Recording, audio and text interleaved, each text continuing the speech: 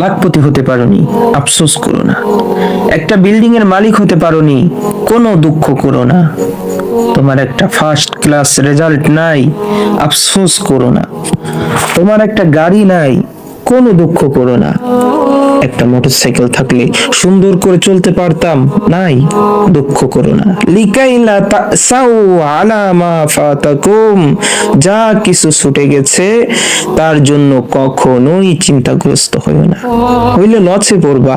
পৃথিবীর কিছু না পেলে এটা এই যোগ্য নয় যে সেটার জন্য তুমি কাঁদবে, দুঃখ করবে। এই যোগ্যতা পৃথিবীর কোনো জিনিসের নাই। এত বড় মূল্য পৃথিবীর কোনো জিনিসের নাই যে সেটা না পেলে তুমি দুঃখ করবে। তুমি এতটাই বড় মানুষ, এত বড় মূল্যায়ন তোমার, আশরাফুল মাখলুকাত, তুমি এতটাই বড় যে এই পৃথিবীর কিছু না পেলে দুঃখ করবে। আল্লাহ বলেন এটা তোমার জন্য উচিত হয়নি, তুমি এর চেয়েও বড়। তুমি একজন রিক্সা চালক হলেও মরলে 10 পৃথিবীর বাদশা, কমপক্ষে 10 পৃথিবীর। সবার পরে যে জান্নাতে যাবে, সবার চেয়ে ছোট যে জান্নাতি হবে, সেও 10 পৃথিবীর বাদশা। কি হারালে তুমি? এত বড় হয়ে 10 পৃথিবীর বাদশা হয়ে একটা বিল্ডিং এর জন্য কাঁদলে, আফসোস করলে, একটা মোটর সাইকেলের জন্য মনটা ভার। এটা কেমন হলো? এটা তোমার শানে মানাই না। ওয়ালা তাফরাহু বিমা আতাকুম, পৃথিবীর কিছু পেলেও এর জন্য আনন্দিত হও না।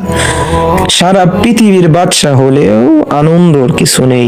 সারা পৃথিবী যদি মূল্যায়ন করা হয় ওই আল্লাহর কাছে যিনি পৃথিবীর স্রষ্টা, পৃথিবী কি মূল্য হতে পারে? পৃথিবী একটা বালুকণা থেকে একটা সোনার পাহাড় পর্যন্ত যার সৃষ্টি, সেই আল্লাহকে যদি মূল্যায়ন করতে দেওয়া হয় পৃথিবীর মূল্য কত, নবীর মাধ্যমে আল্লাহ জানিয়ে দিয়েছেন একটা মশার ডানার সমানও নয়। মশার ডানার কোনো মূল্য আছে? মুসলিমরা জাহাজের মতো পানির উপরেই চলে, কিন্তু ভিতরে পানিকে প্রবেশ করতে দেয় না। আমরা দুনিয়ার উপরেই চলবো, দুনিয়ার ব্যবসা করব, বাণিজ্য করব, দুনিয়ার সকল পাওয়ার নিয়েই চলবো, কিন্তু দুনিয়াকে অন্তরে ঢুকতে দিব না। মোহগ্রস্ত হব না, দুনিয়ার জন্য পাগল পারা হব না।